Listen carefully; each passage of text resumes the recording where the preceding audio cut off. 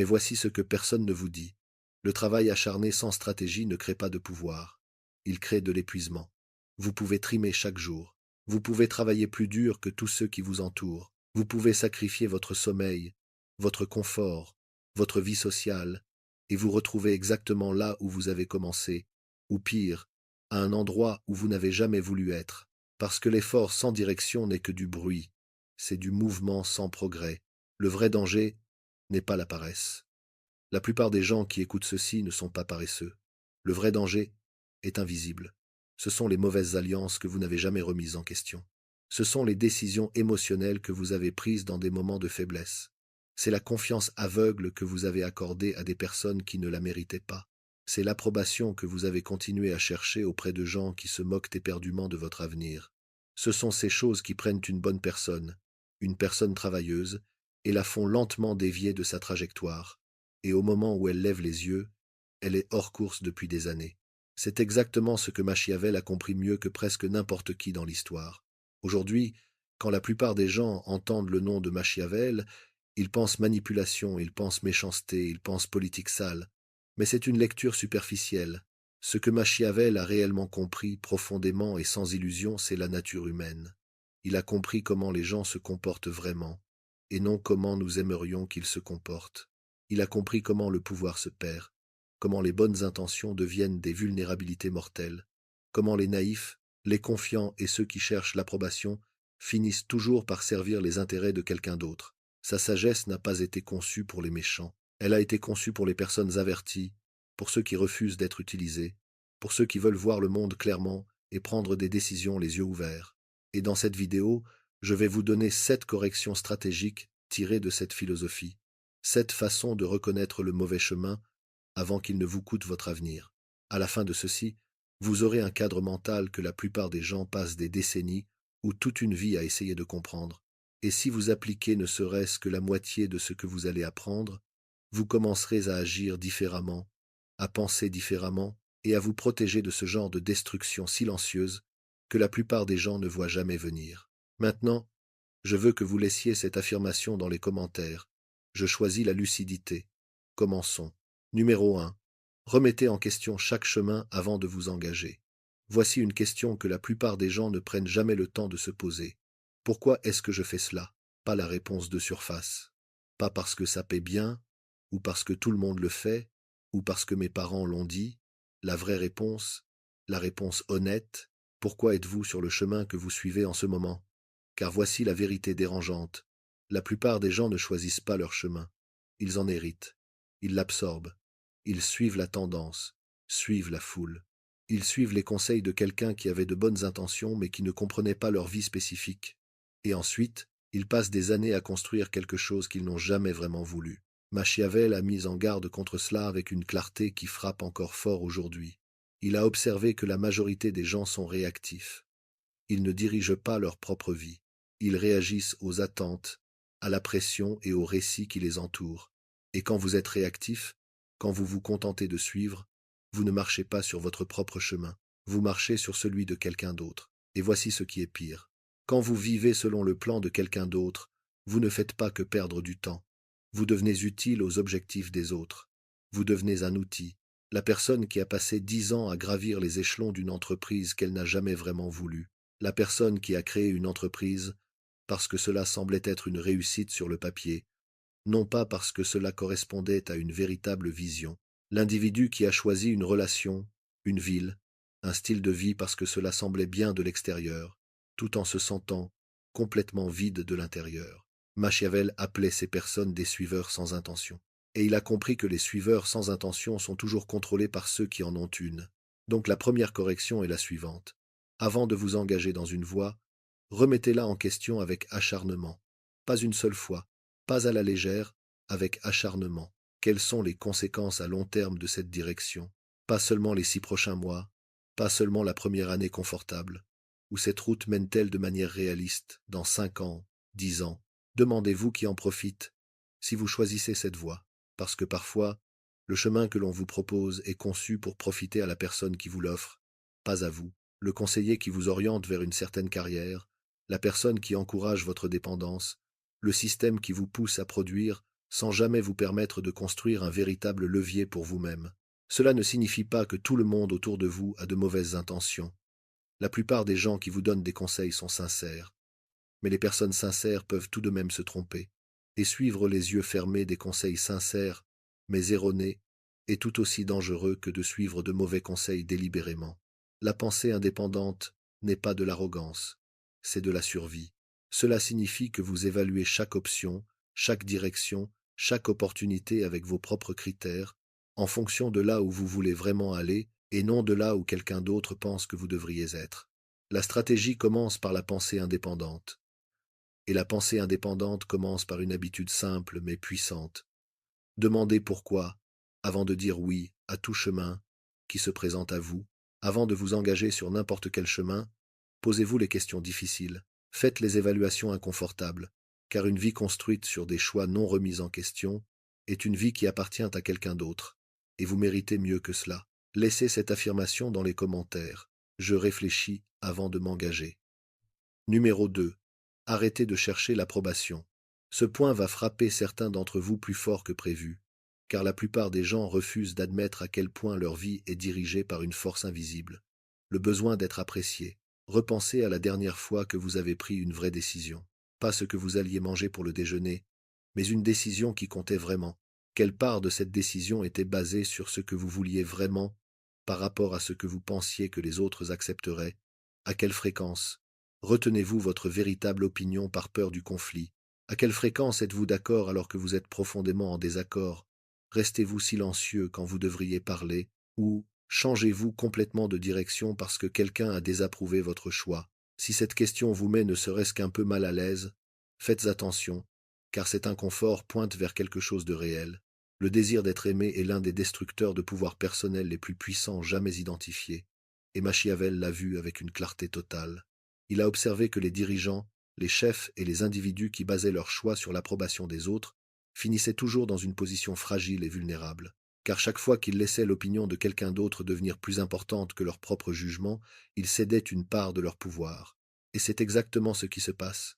Vous le cédez, morceau par morceau, décision par décision. La recherche d'approbation vous rend prévisible. Et quand vous êtes prévisible, vous êtes contrôlable.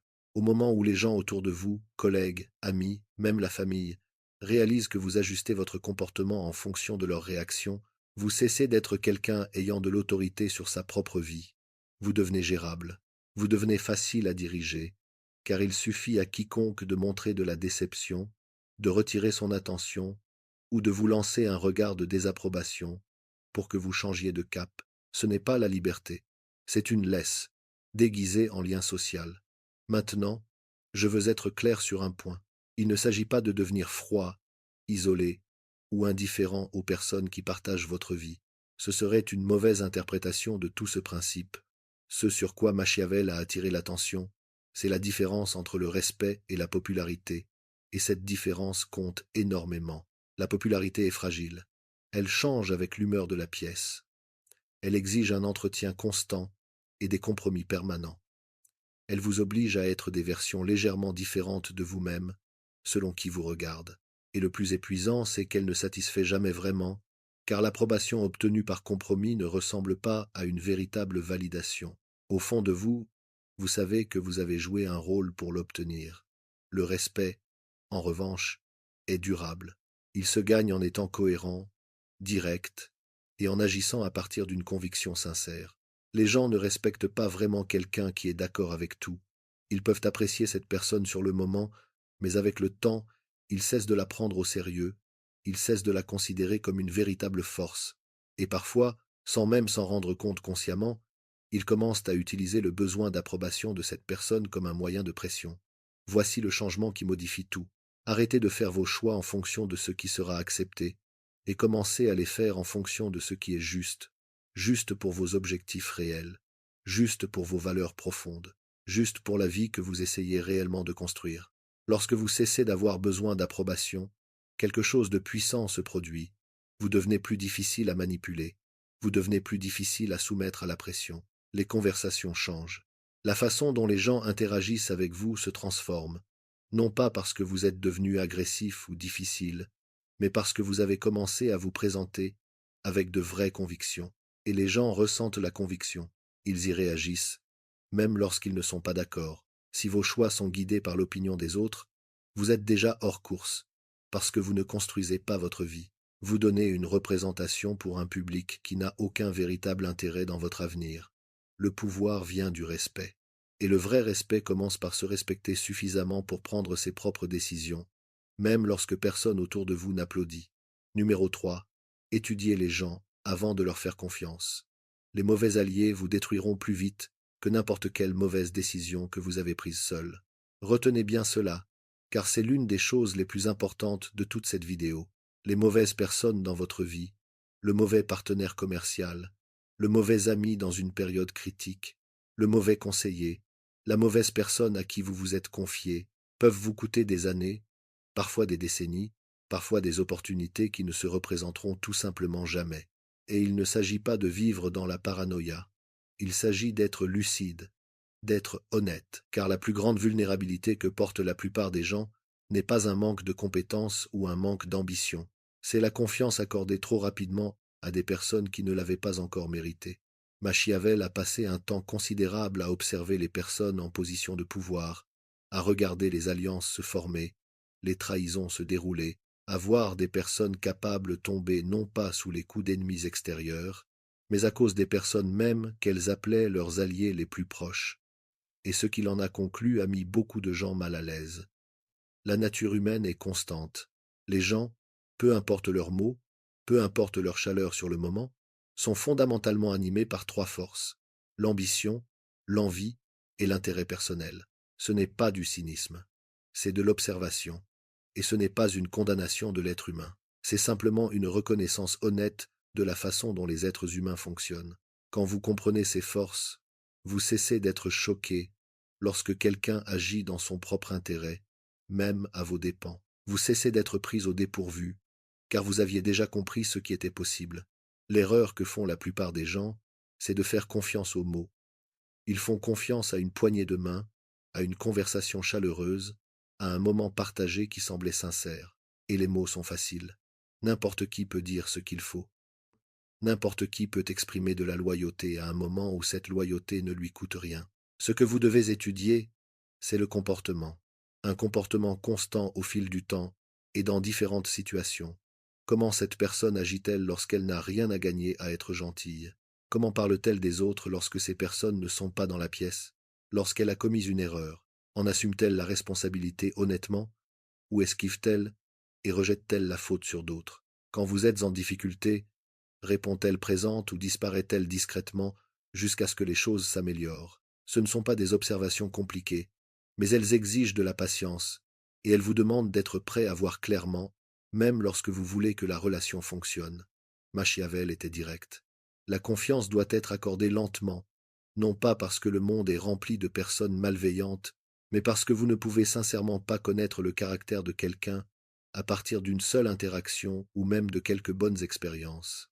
Vous devez l'observer sous pression, lorsqu'elle a quelque chose à gagner à vos dépens, lorsqu'elle pense que personne ne regarde, lorsque la loyauté la dérange.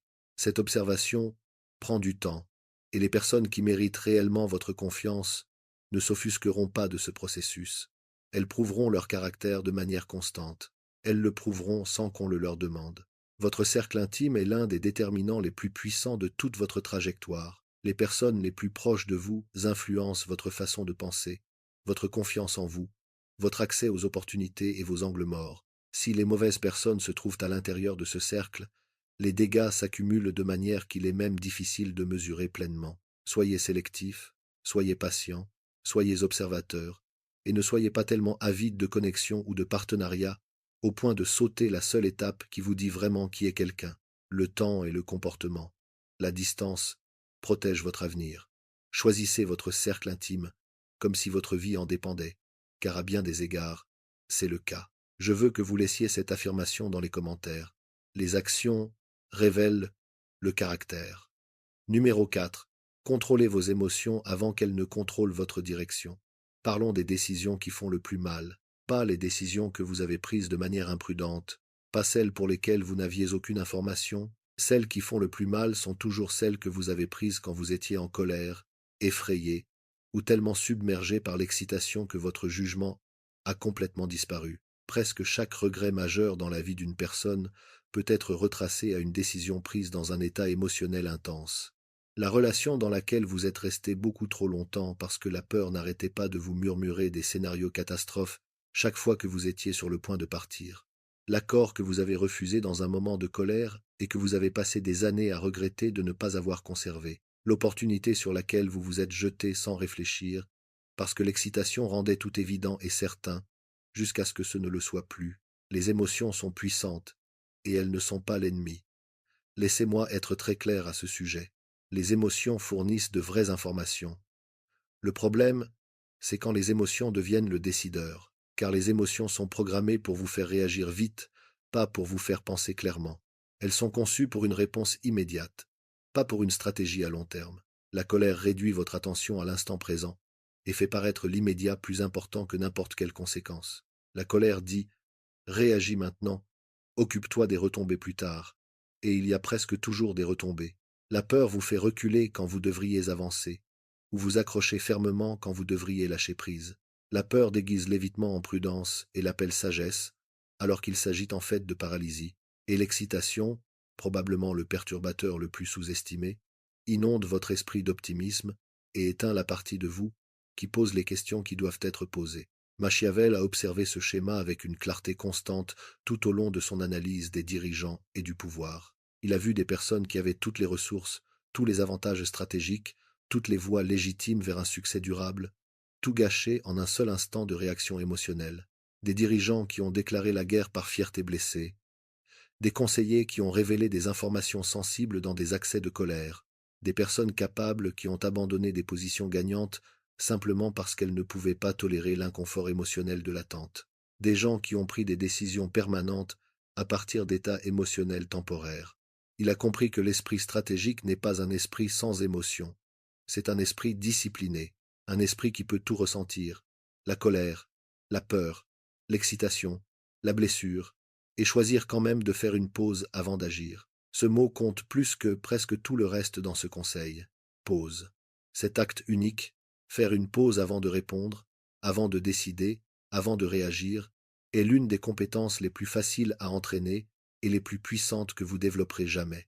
Car la pause crée de l'espace, et dans cet espace, quelque chose change. L'émotion est toujours présente, mais ce n'est plus elle qui conduit.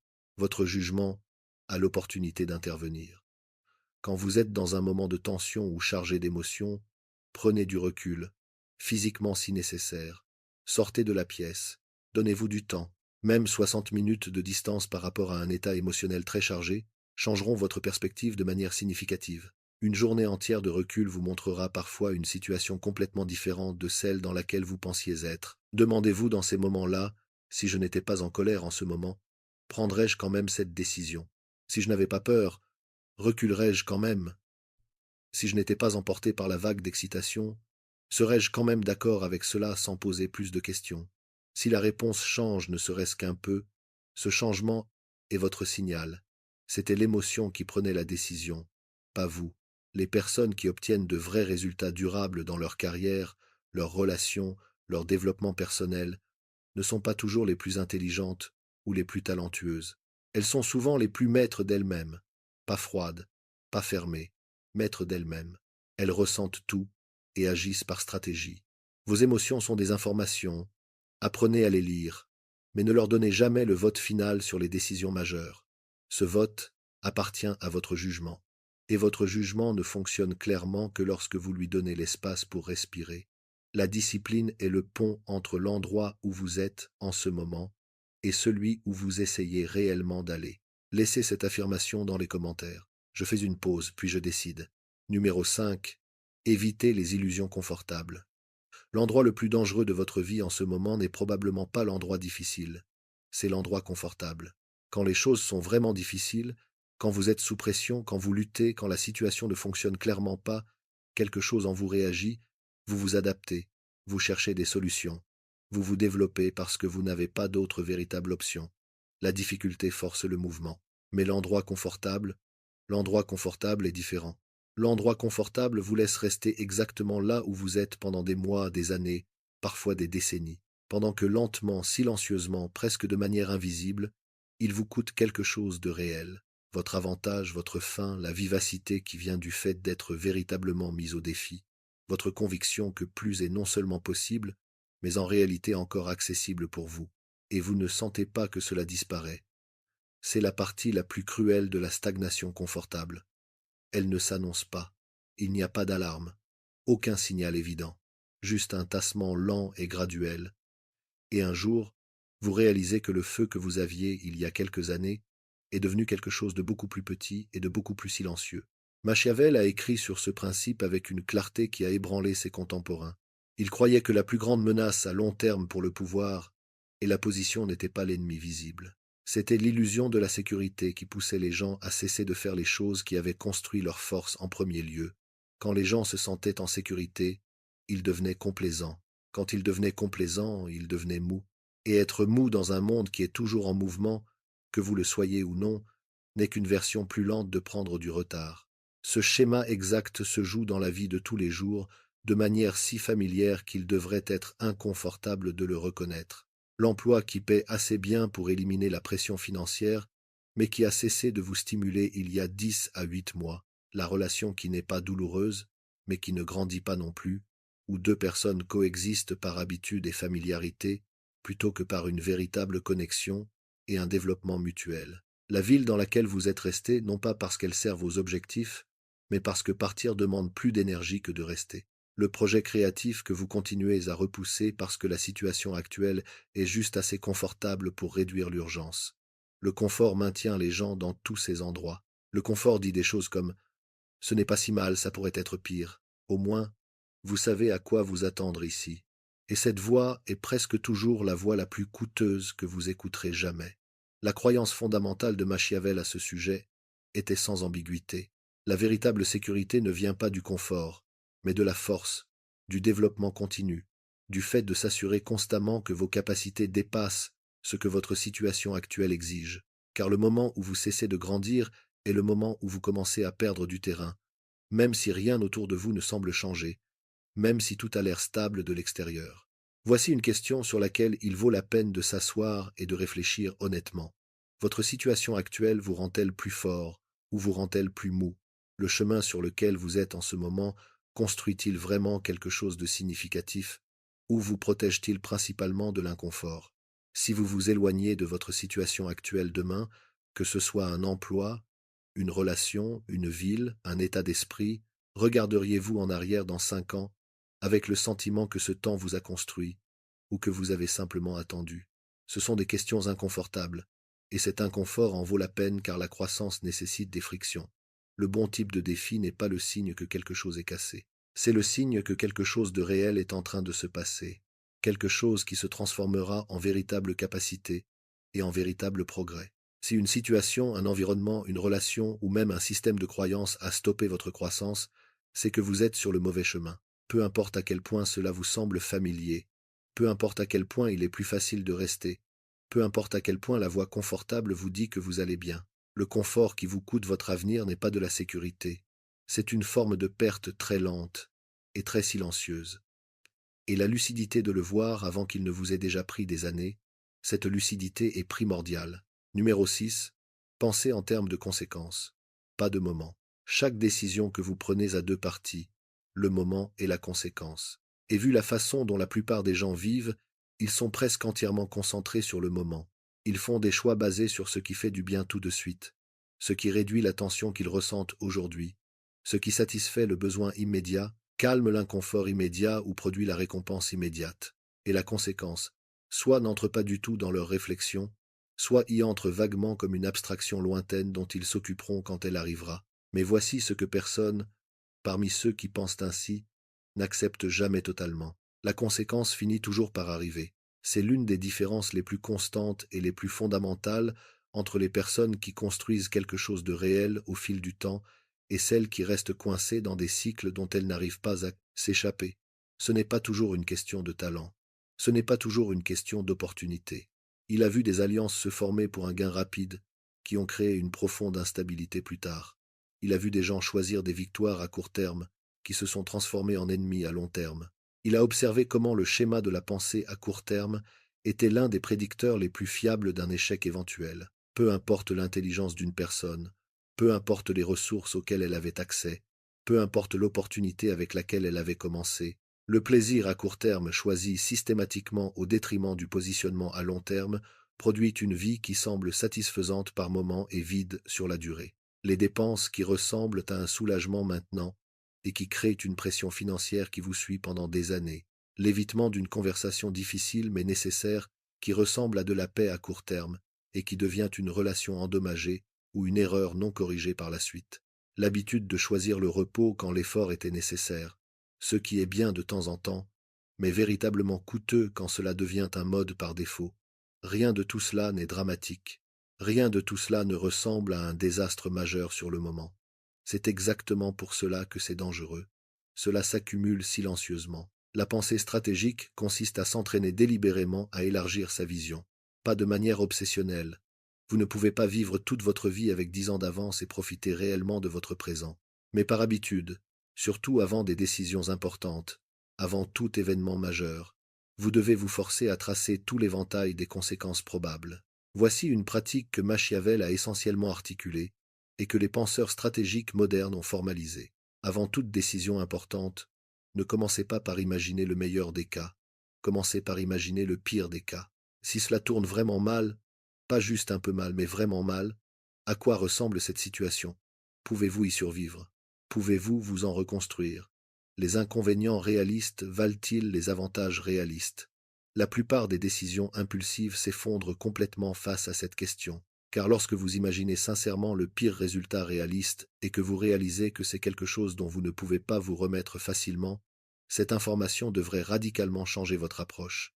Soit cela évite une erreur, soit cela vous pousse à mettre en place des protections avant d'agir. Le pouvoir appartient à ceux qui se préparent aux conséquences avant que ces conséquences n'existent, pas à ceux qui y réagissent une fois qu'elles sont déjà arrivées et ont déjà coûté quelque chose. Entraînez-vous à penser dans le temps, pensez au-delà de l'instant présent, pensez au-delà de la semaine, pensez au-delà du soulagement à court terme ou de l'excitation à court terme, et demandez-vous honnêtement quel est le coût réel de ce choix dans la vie.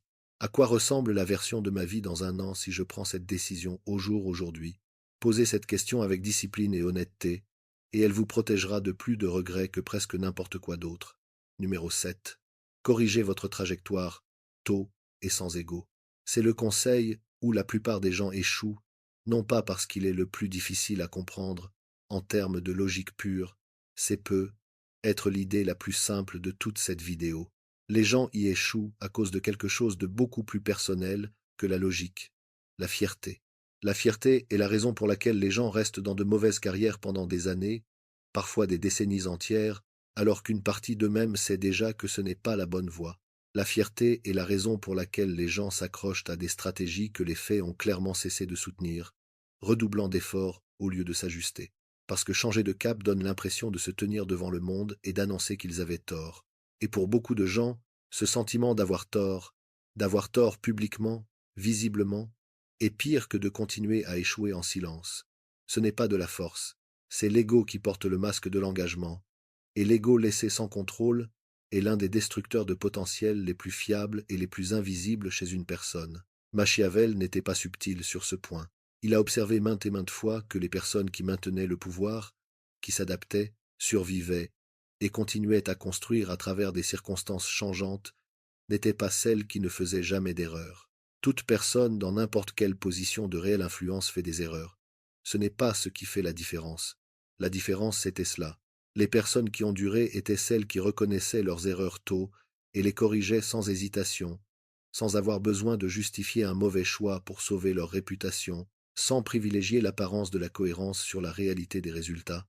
Machiavel valorisait les résultats par-dessus tout, pas les apparences, pas l'histoire que vous avez construite sur vous-même, pas l'image de quelqu'un qui a toujours su exactement ce qu'il faisait, de vrais résultats réels et mesurables. Et ce que cela signifie concrètement mérite qu'on s'y attarde.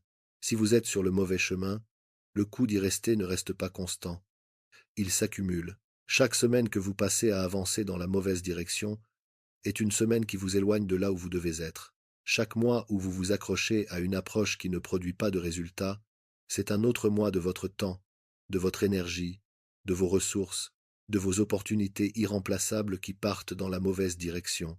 Plus vous corrigez tôt, moins cela vous coûte au final. Changer de cap n'est en aucun cas une faiblesse. Laissez-moi être absolument direct à ce sujet. Changer de cap est l'une des démonstrations les plus claires de véritable intelligence stratégique qui soit. Il faut plus de courage honnête pour dire que cela ne fonctionne pas et que je dois m'ajuster, que de continuer, parce que l'on a peur de ce que l'ajustement dit de soi. Il faut plus de vraie discipline pour corriger tôt que pour rester confortablement dans une mauvaise direction, simplement parce qu'au moins la mauvaise direction est familière. Voici l'analogie qui rend cela indéniable. Un pilote qui remarque qu'il a dévié de 2 degrés et qui corrige immédiatement fait un petit ajustement facile et arrive à destination à l'heure. Un pilote qui attend 3 heures avant de corriger cette même déviation de 2 degrés doit alors faire un changement de cap massif et perturbateur et à peu être déjà complètement dépassé sa destination. Une déviation de 2 degrés prise à temps n'est presque rien.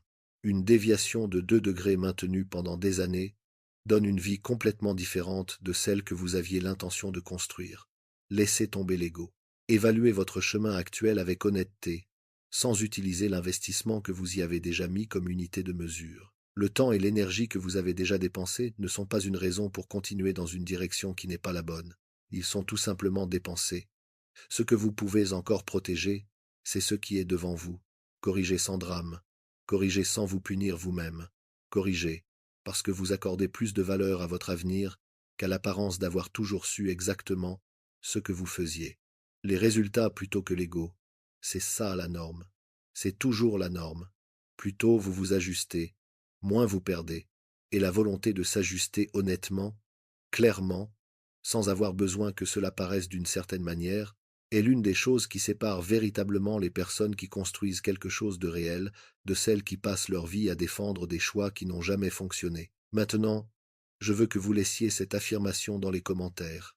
Je corrige sans ego. La plupart des gens se rendent compte qu'ils sont sur le mauvais chemin lorsqu'il est déjà trop tard pour récupérer ce qui a été perdu. Pas complètement trop tard. Vous pouvez toujours recommencer.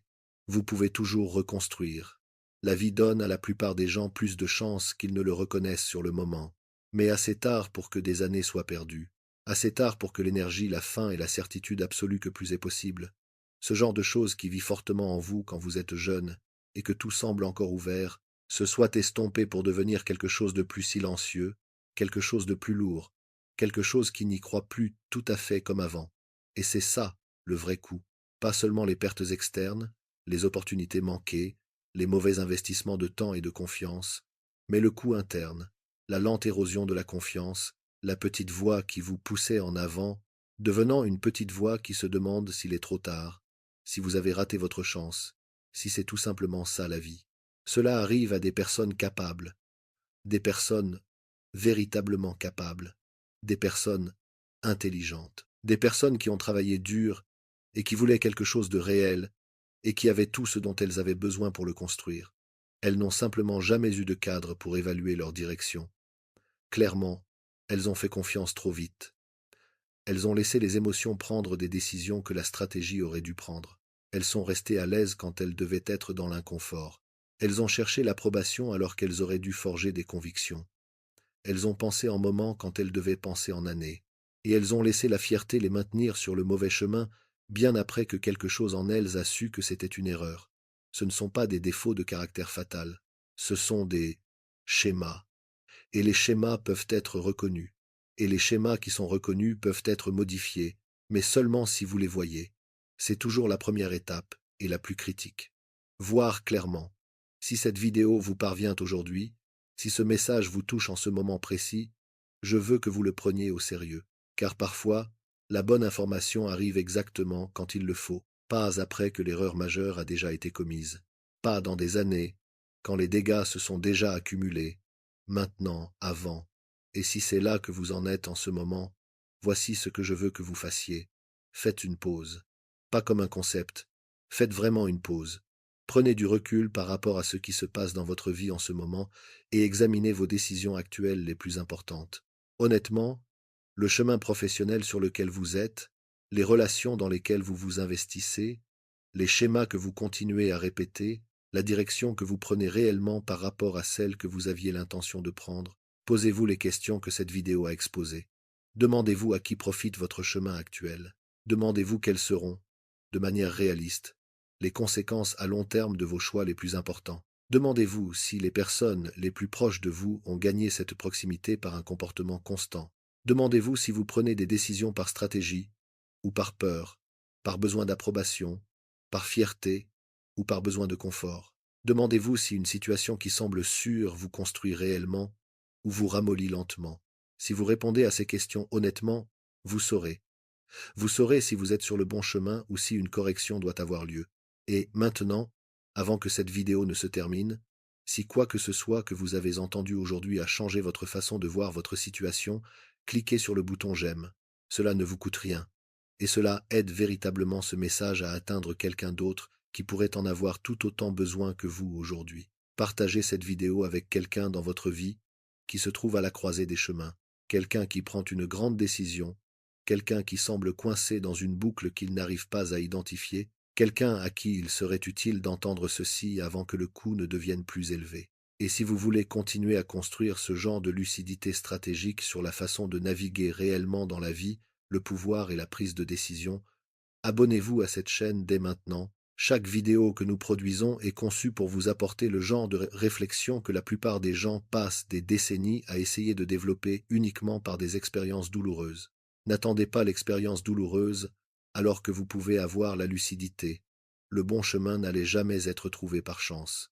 Il n'a jamais été question de chance. Il est choisi par la stratégie, par une observation attentive des gens et des situations, par une évaluation honnête qui ne recule pas devant ce qu'elle voit, et par la discipline d'agir en fonction de ce que vous voyez, même lorsque votre ego vous dit de rester exactement là où vous êtes. Chaque correction que vous apportez aujourd'hui est quelque chose que votre futur moi n'aura pas à payer. Chaque question difficile que vous posez maintenant est un regret qui n'aura jamais l'occasion de se former.